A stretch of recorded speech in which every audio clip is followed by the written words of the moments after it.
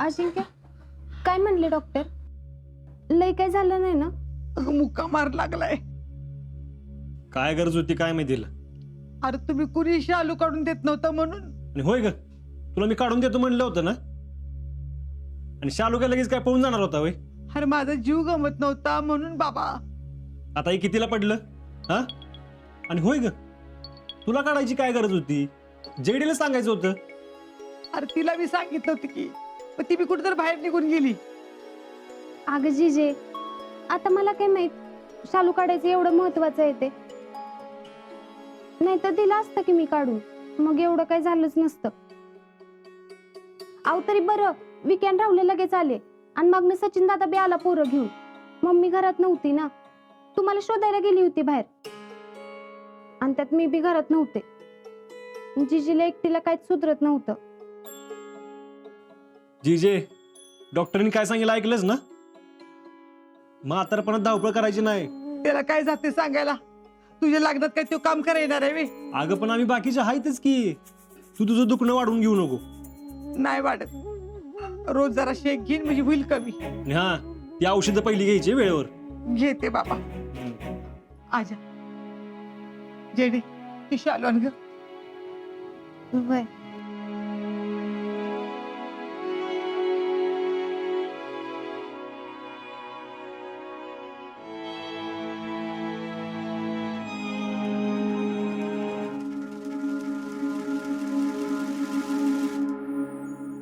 शितलीसाठी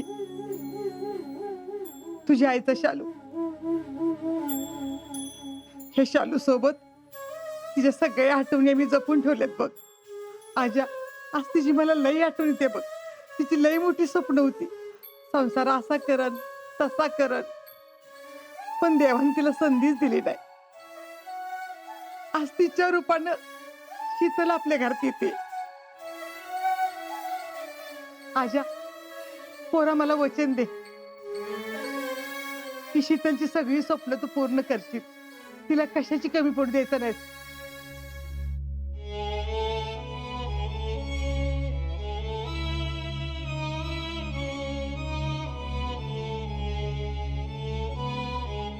होय, शितलीची सगळी स्वप्न पूर्ण करीन मी. पोरानो, सुखाचा संसार करा आणि गुन्हे गोविंदानं नांदा.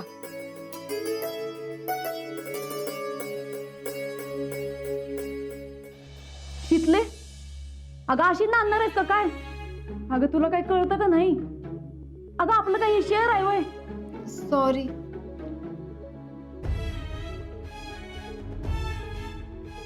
चुकलं माझं. आता माझं चुकलं म्हणून काय उपयोग आहे? तरी बरं, मला वाटलं पुष्पानं तुला असं बघितल्यावर वाटेल तसं बोलती का काय. अगं पुष्पा एवढी समजूतदार आहे आणि पुढल्या विचाराची आहे म्हणून तिनं तुला समजून तरी घेतलं. फेडरेशनच्या कामामुळे पुष्पाताईंची 4 लोक उठ बस असते. त्यांना माहिती आहे कसं असतंय काय असते ते. बाहेरच्या 4 गोष्टी माहिती आहेत त्यांना. आणि तसं बी त्या स्वतः बी गॉगल लावून फिरतातच की, म्हणूनच त्यांनी तुला समजून घेतलं. पण 4 लोक काय म्हणतील याचा विचार केलायस का कधी? आणि काय ग, कुठून आणली हे कपडे? ते मैत्रिणीच आहेत. म्हणलं घालून बघावं कसं दिसतंय ते. अगं बरोबर आहे, पण इथं घरात बघायचं ना. आम्ही काही तुला बोललो असतो का सांग बरं? आता तुला असं गावात कोणी बघितलं असतं म्हणजे काय म्हणले असते? तुम्हीच सांगा बुवा आता हिला. हे बघ, कुठल्या मुलीनं कुठले कपडे घालावेत, तिने कसं वागावं, काय करावं, ह्याचं स्वातंत्र्य प्रत्येक मुलीला असलं पाहिजे अशा मताचा मी आहे. त्यामुळं मी याच्यावर काहीच बोलणार नाही. आणि गावात कोण काय बोलल, काय चर्चा करल, ह्याला पण मी घाबरत नाही. फक्त एवढंच सांगतो की जे काय चांगलं चाललंय ना, त्यात नवीन काहीतरी करायला जाऊन आणखीन व्याप वाढवून ठेवू नकोस. हे बघ शितले, आम्ही तुला कधीच कुठल्या गोष्टीचं बंधन घातलं नाही. पण काही गोष्टी आहेत ना, ह्यात तुला कळायला पाहिजे. अगं आपण कुठं राहतो, इथल्या लोकांना काय आवडतं काय नाही ह्याचा विचार आपला आपणच करायला पाहिजे. आणि हे असं बिनधास्तपणे अजिंक्यला भेट नाही ना, हे जरा कमी केलंच तर बरं होईल. आता लगीन होणारच आहे ना तुमचं, मग आयुष्यभर तुम्ही एकत्रच आहे की. अगं पुष्पाच्या जागेवर अजून कोण बाई असती तर काय झालं असतं? तू विचार कर जरा. शितले, अगं आमचं एवढंच म्हणणं आहे, आता लग्नाच्या गडबडीत अजून काही घोळ घालू नको. आधीच गावात एवढी शोभा झाली, आता परत काय नको.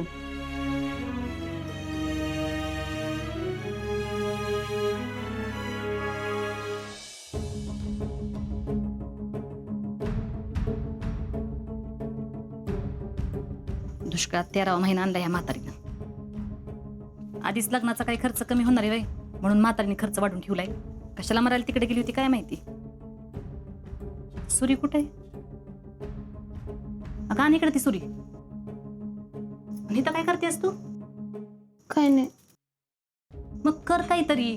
आता आपल्याला लई कामं करायला लागणार आहेत. ही गेल्यात पत्रिका घेऊन, कधीची बी तारीख निघल. मग आपण तयार असलेलं बरं ना, नाहीतर ऐन टायमाला पळापळ करायला लागल आपल्याला. म्हणजे तसं दाखवायला तर लागल ना. त्यात आता ही म्हातारी मुद्दा माती करणार, म्हणजे कुठल्या कामाला हात लावायला नको.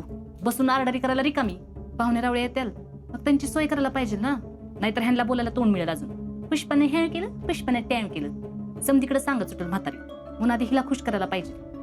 वरमाई म्हणून पण मलाच मिरवायला लागणार आहे की. समधी खरेदी बी मलाच करायला पाहिजे. आणि आता समजा आपल्यालाच वापरायचंय म्हणजे चांगलंच गेलं पाहिजे ना. जयडे, तुझ्या कुणी मैत्रिणी असेल तर बोलू की लग्नाला त्यांना. कसं आहे, हाताखाली 2-4 पुरी कामाला असलेल्या बरं ना.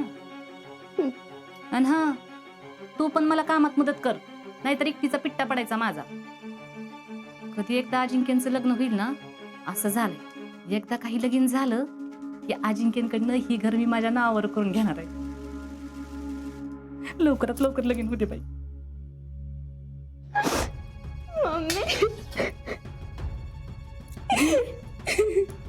काय झालं? का रडतेस?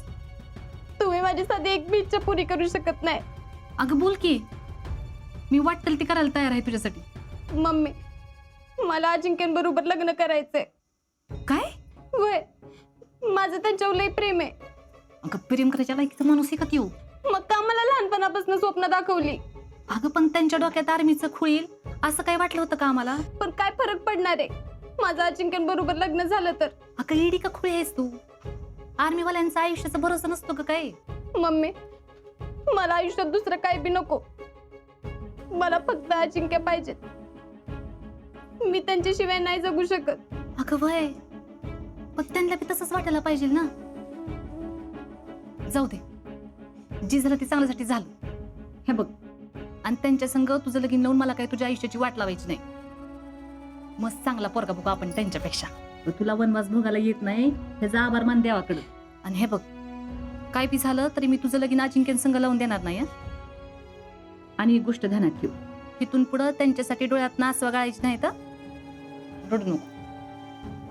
आणि कांदा चिरून ठेव तेवढं.